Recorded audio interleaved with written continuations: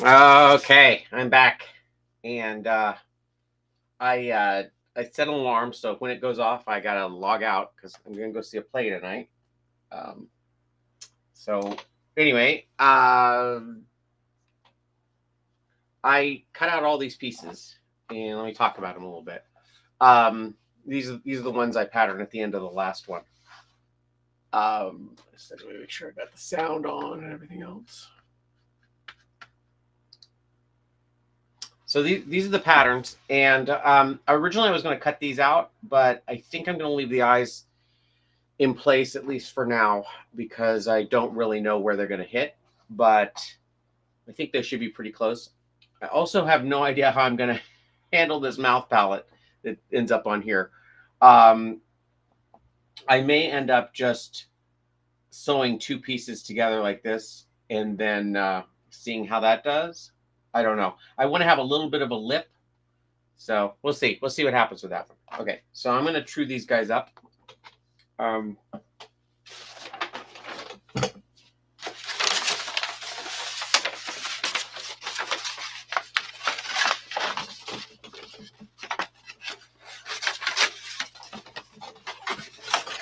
Sorry.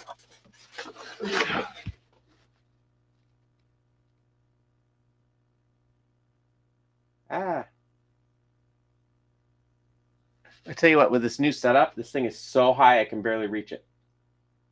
There we go.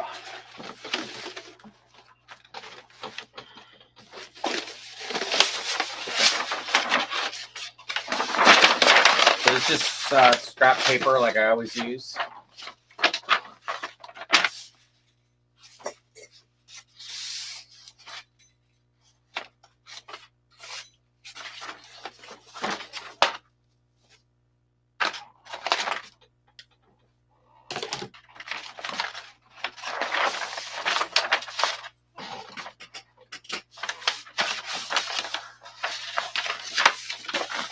Sorry, cleaning up a little bit around here.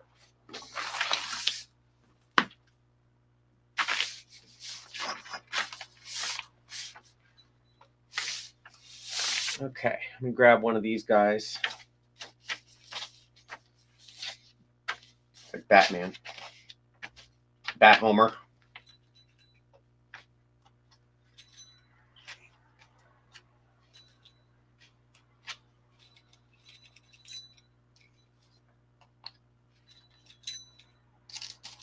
Some of these pins I can feel a little bit of barge on. I think these are the ones I were on his neck. I glued that.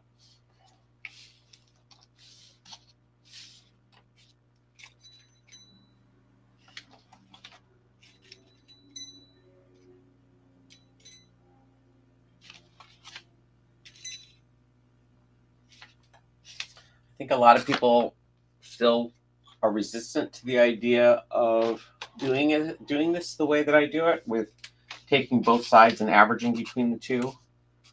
But you know, I really tried to make these the same, make these symmetrical, and I mean, you can see how different they are. So doing it this way, you'll at least be sure that you got the center line in the right spot, and then it'll fit. Although I still think maybe there's a little bit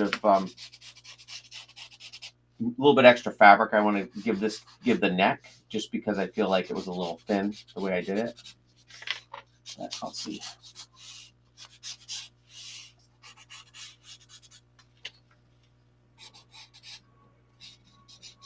So I'm using a blue pen on this side. I'll use a red pen on the other. And then take the average of the two.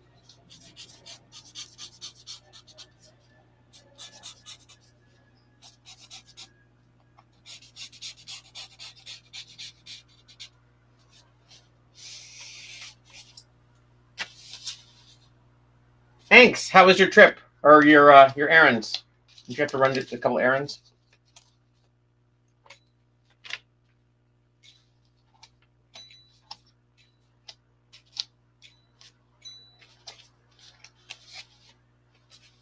Again, I feel like every time I explain this thing. I've explained it 100 times already, but I'll just keep doing it.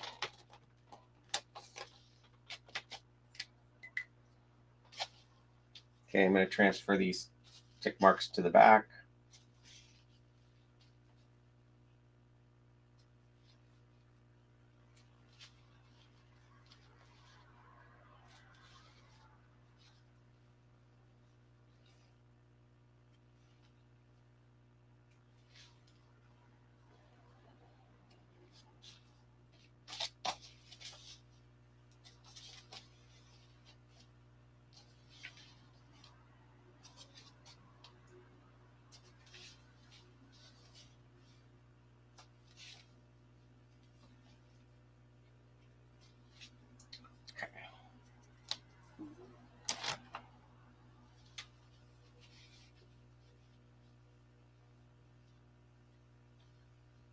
Oh, that's always important. Okay, you can see how different these two patterns are. And just try and line up the tick marks as best you can. Like these guys are in kind of the same place. All these are kind of in the same place. Good enough.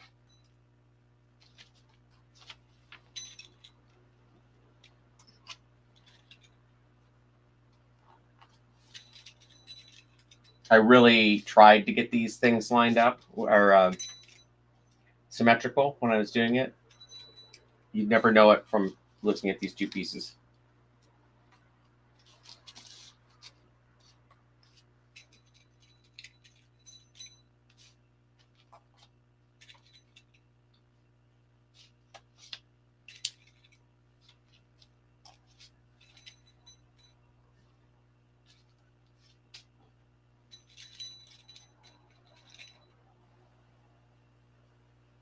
Yeah, I don't have any problem. I just always think people just want to take a shortcut and not do it. I hesitate. Don't do it right, but I feel like you always get such a better fit when you do it this way. I was watching Punish Props Academy the last couple of days, and they always talk about how you just need to do one side because it's symmetrical. And I always think, oh, geez, that might work for you because you've done it a bunch, but there's so many things that can go wrong.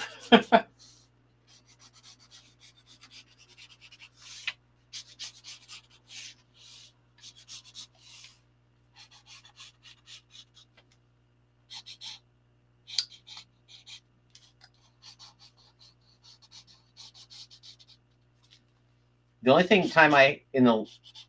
I think since I first started doing puppets, what I call professionally, it's about 2006 or so. Since then, the only puppets that I've made where I've not done this whole process were the T-Mobile ones, and that was only because I had 24-hour or 33 hours to do both of those things, and I just, by the seat of my pants, pattern one side and just hope for the best. Oh, yeah, did I put those in? I did.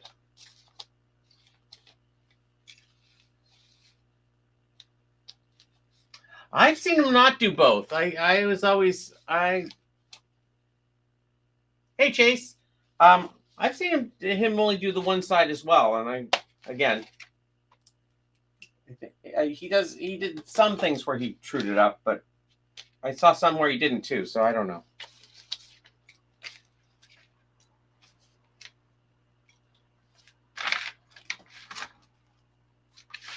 Probably just your preference.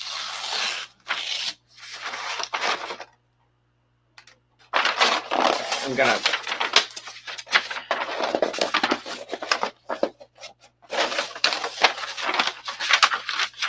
try to make this a little bit more manageable.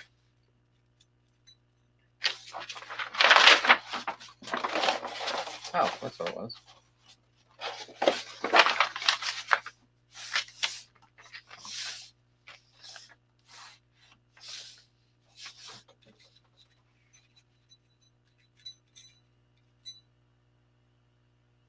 Yeah, I think so too. Okay, I'm gonna do halfway between all the oh, that's a terrible pen. Guess that one's dead. I'm gonna mark all the tick marks. halfway between the two.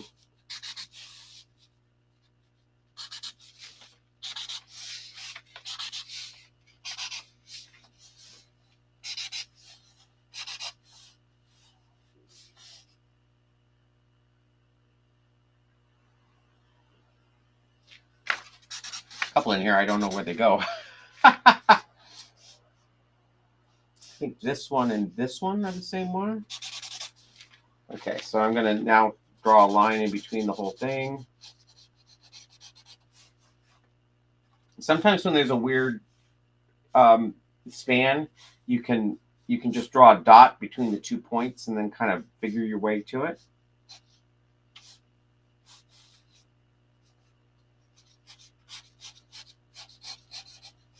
Great, so that should go.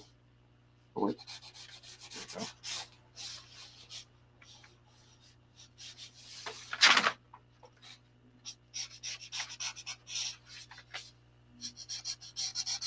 Some of these are pretty easy. You can just kind of gauge your way through.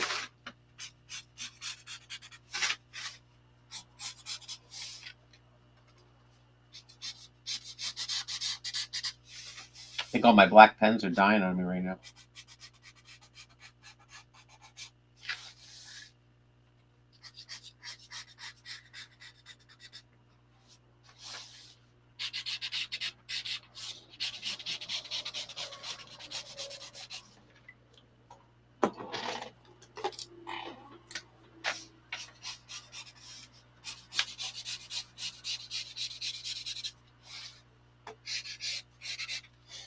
Okay, that's one side, or one pattern.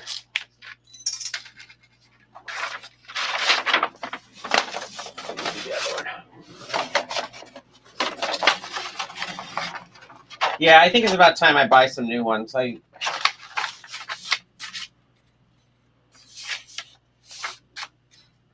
so many that I don't use, and then I end up using up all the blacks and all the all the blues and the reds.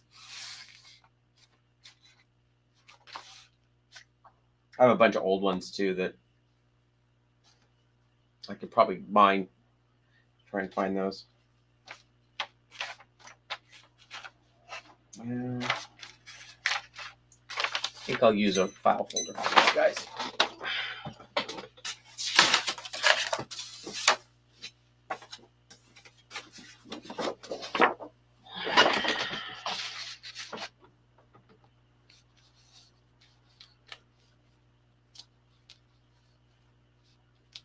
I'm going to do this one on the fold, like what I think is the center line on the fold.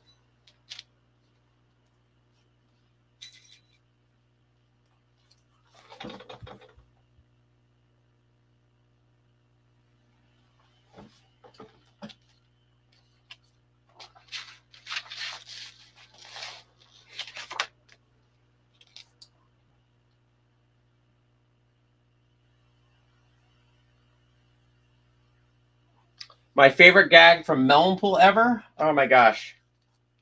The ones I like are the ones that I forgot that I did.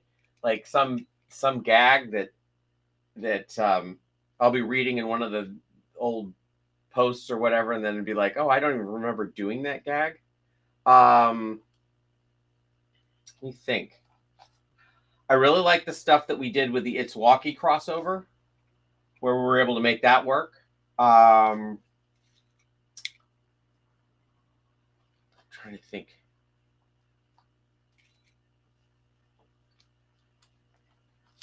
That's a tough one. I need to go back and read and maybe do some new puppets. I do some new stuff for Melon Pool.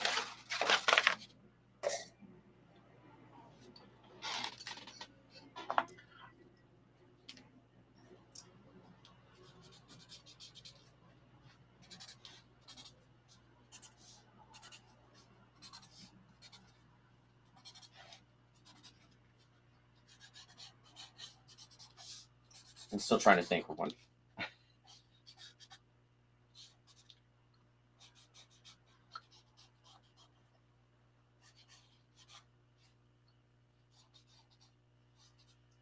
mean, I know which one's my least favorite. My least favorite is processed cheese slices.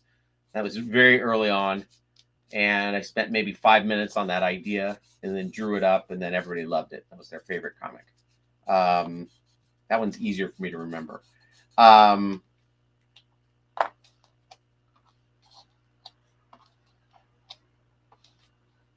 I'll have to think about that a little bit more.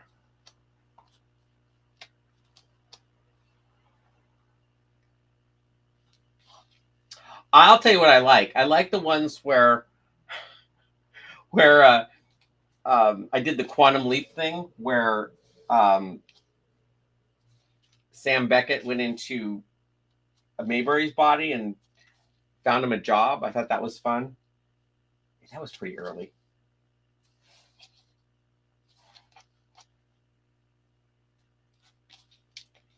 I'm trying to think what else was really a fun bit.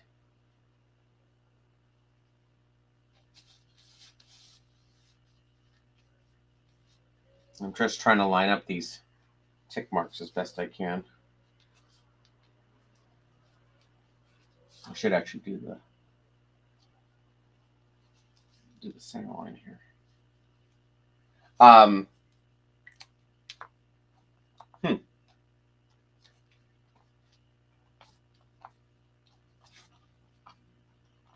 I really enjoyed the Gilligan's Island. I feel like book 4 was my best book that I did. The whole storyline about the asteroid and all that stuff, that was a fun one. And I got to meet the professor from Gilligan's Island, so that was fun. I thought the book was pretty cohesive.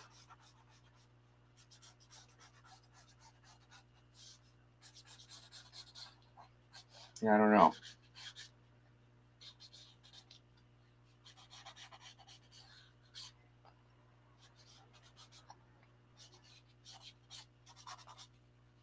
I always like the ones where Mayberry's trying to see that one episode of Star Trek, the one with the space amoeba.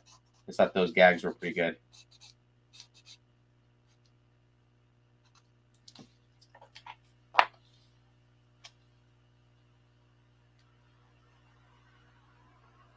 Oh, I love Sammy to the Future. Sammy to the Future was great. Oh my gosh, that was a great one. I had so much fun. That was the first one where I actually charted out the whole plot. Like for a year I marked off everything that was going to happen in that and worked it all out. And it all works as a time travel wise, except for the bit of Sammy at the end. And people got so mad at me for doing that gag with him with the wrong Sammy coming back to the future. Oh, but boy, that was a fun bit. I like that a lot. I forgot about Sammy the Future.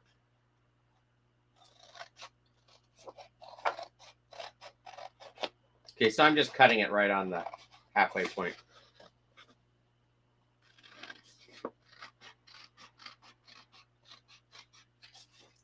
I kind of like the Andy Kaufman ones too. Those were kind of fun.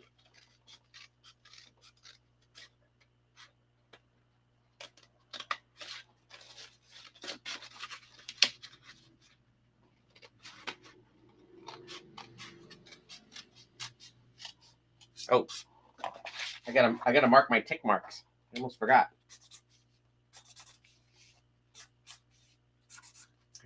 I got so into Melonpool.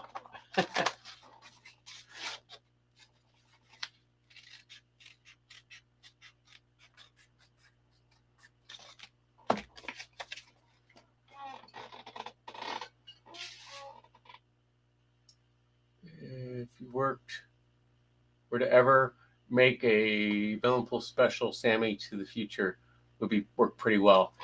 It might.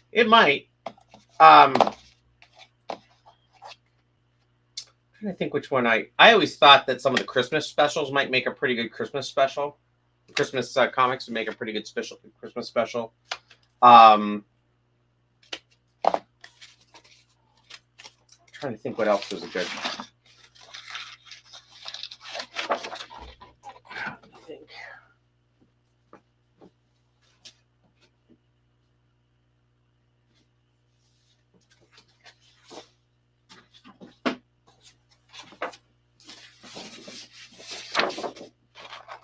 I just always like the time travel ones. I always spent a lot of time on trying to get those to work. Um, there was only one of them where I didn't, and I always regretted doing that. I think it was the first one. I think the first one was kind of a. Wait, I just did that one. The first one was kind of a uh, just didn't really know where it was going. That was the first time I took a hiatus. So, like, I drew the first part of it in '96, and then the second part like mid '97 because I took like 6 months off to try and figure that storyline out.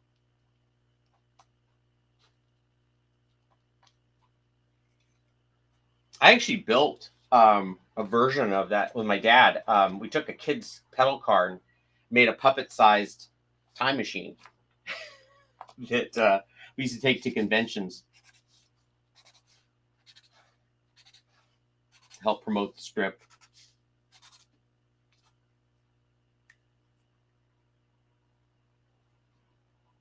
The most so for the most part, Melonpool was about 2,000 people would read it every day, and at the very height of it was 8,000, and that was when I did a storyline. It was a storyline. I believe it happens at the end of book 5. There was a storyline where I can't remember what the specifics was. It was a time travel story where they erased the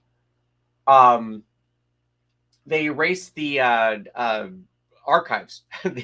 They went back in time and made it. And I actually went back into the story, into the strips, into the archives, and I took out all the old strips except for the last month where it set it up, and all the old strips were gone except for like a week, the first week after they landed, and they solved all the problems and got off the planet and finished the whole resolved all the problems, and then they just blasted off. And so I took down all the archives, and people were up in arms. People got so upset that I was taking something that was free and took it and made people buy books and made people get not able to read their archives. And I was like, hey, I can do whatever I want. I mean, I never said this stuff was always free. I'm doing it narratively, and there were a lot of people who were checking out for the first time during that period. And then as soon as I brought the archives back, they just all disappeared. I got really like, after a while, it really felt like I was really trying to, I guess I was always trying to get over that 2,000 person, limit of people that were reading it every day, and I could never get past it. And it just always seemed so out of touch. And I got to a point where I really just enjoyed doing the puppets more than I enjoyed coming up with that comic. And believe me, I still think about that comic just about every day. I think about doing that comic. I still think in 1-2 punchlines. I think about how to draw certain things. I just wanted to be in newspapers. That's all I wanted to do in high school. And never being able to achieve that, it was kind of a, I don't know. I always kind of hoped that I could find an audience with it. It just never happened. And after a while, it just felt like I was beating my head against the wall, and I didn't know how much I could do with it anymore. But yeah, I still do miss it.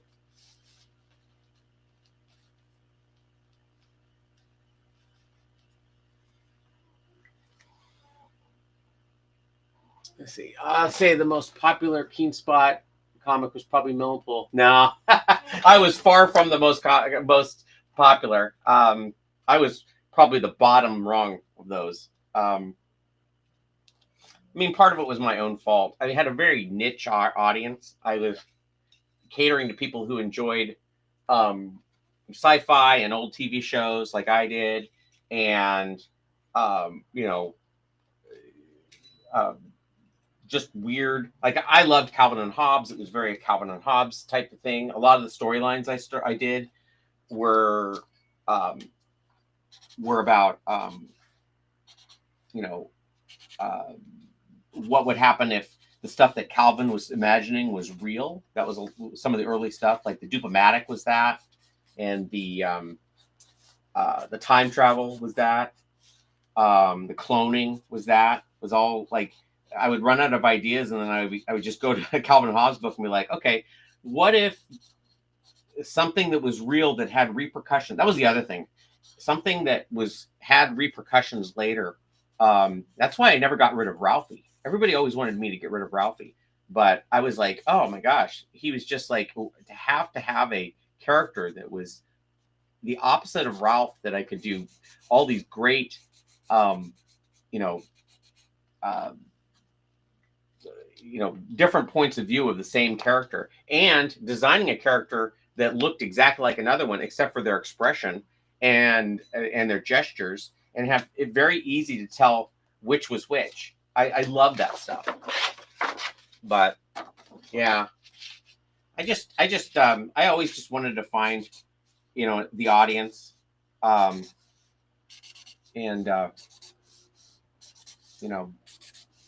just never could quite do it. Well, we'll see how these turn out.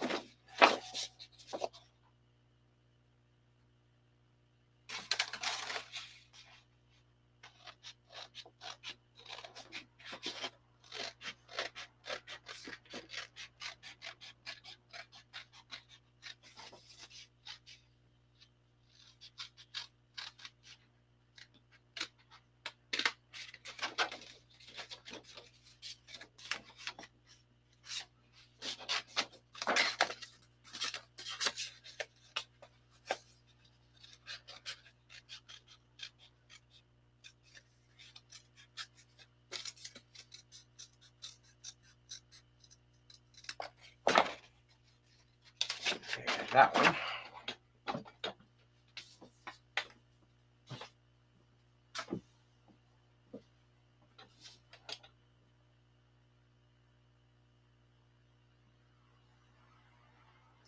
No, well, there were certain ones that were very similar to mine that I aligned myself with, like Crazy Larry, It's Walkie. What were some of the other ones that were kind of in the same, GPF, General Protection Fault. We were all kind of the same. Really, what happened in the early days of the internet were, early days of internet comics, was that anything that actually spoke to the tech guys or the gamers, those took off like wildfire. So you got your PvP and your Sheldon and that sort of stuff that was really, kind of that, found that audience, because at that time a lot of people, just people with sci-fi backgrounds or TV sitcoms like I was writing to, weren't online. So I think I started super early. I started in '96, and I think I always used to say I was the third webcomic on the internet, which was pretty close to it. I mean, when I first looked it up in Yahoo, which was the big search engine at that time, there was only 2 others listed, and so I used to always tell people I was the third comic online. And I think that if I had, I mean, who knows? I was doing a newspaper strip online. I never really took advantage of all the things that you could do with internet strips, like infinite canvases, and trying to think of some of the other stuff, animated GIFs. I didn't do a whole lot of stuff with that, but I thought I did a real solid newspaper strip, and I was very proud of it. I guess I still am.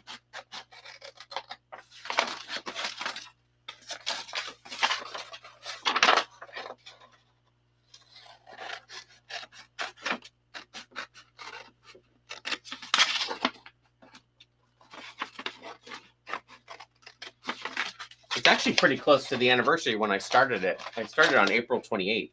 What's today? 25th. So yeah, it's coming up on. It's Guy, let me think. 29th?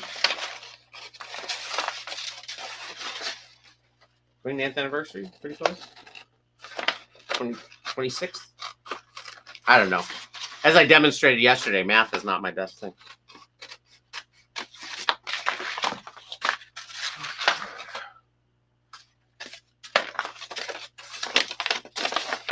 All right, I'm going to set up the tick marks or all the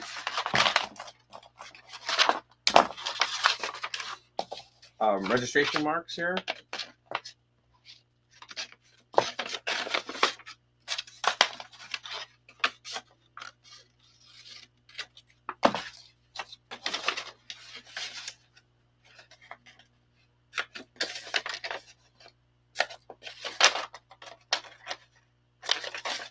These ones don't matter as much as there's a couple on here that do. There's the ones right around the mouth that should, I mean, that one's not going to line up at all. I don't even know why I have it.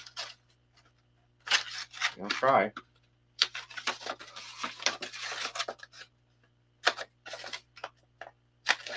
But these two should line up with the upper lip and the lower lip.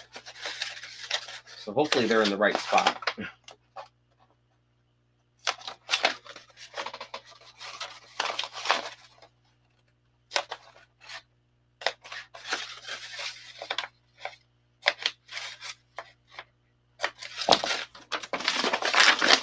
There's one side.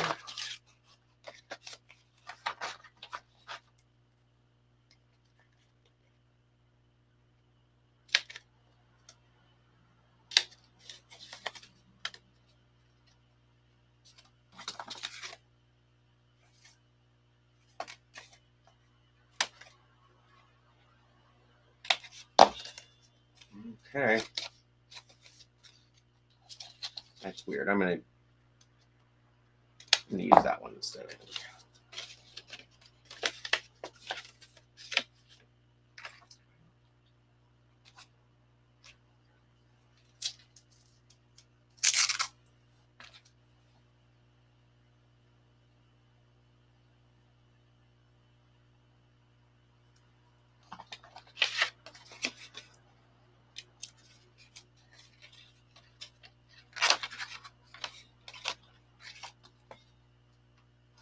I always liked that Ralphie ended up getting the girl as well. I always thought that was a good gag.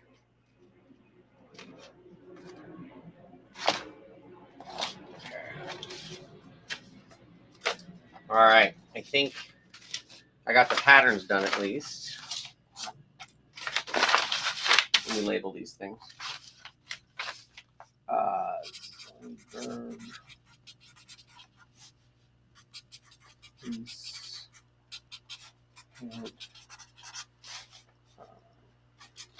Two.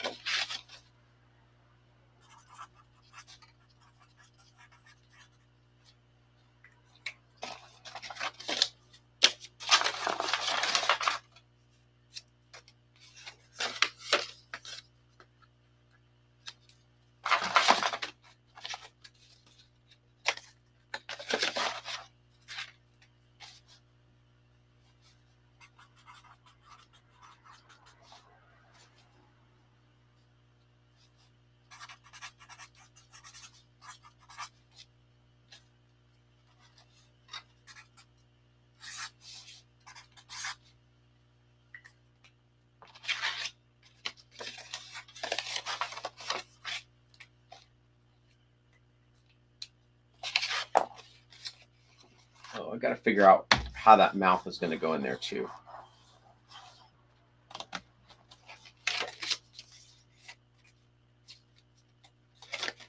I think what I'm going to do, I'm just going to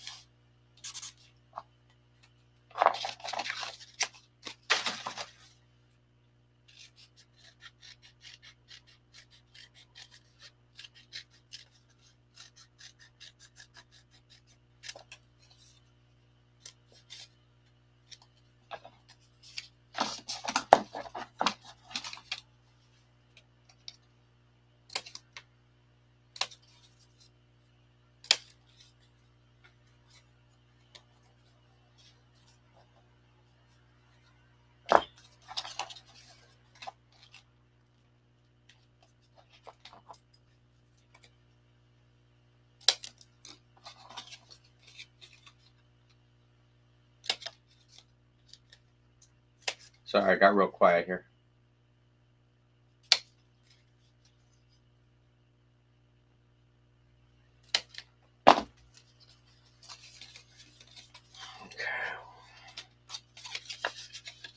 We'll see if that works, I guess.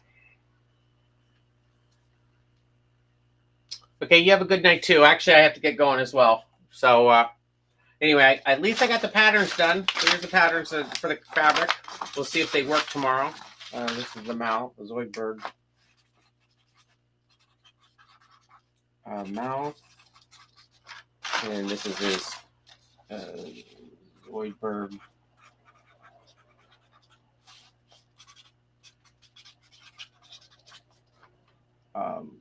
lower